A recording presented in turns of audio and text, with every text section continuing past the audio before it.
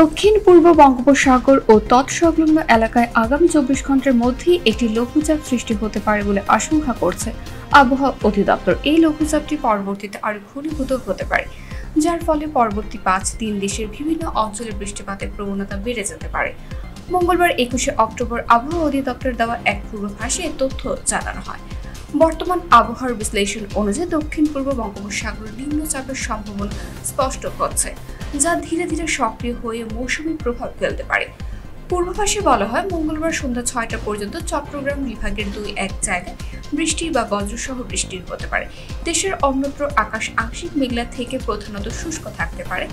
সারা দেশে দিন এবং রাতের তাপমাত্রা তেমন পরিবর্তন হবে না। এছাড়া মঙ্গলবার সন্ধ্যা 6টা থেকে পরবর্তী 24 ঘন্টায় চট্টগ্রাম অঞ্চলে বৃষ্টির সম্ভাবনা থাকছে। এই সময় দিনের তাপমাত্রা প্রায় অপরিবর্তিত থাকলেও রাতের তাপমাত্রা সামান্য বাড়ার সম্ভাবনা রয়েছে।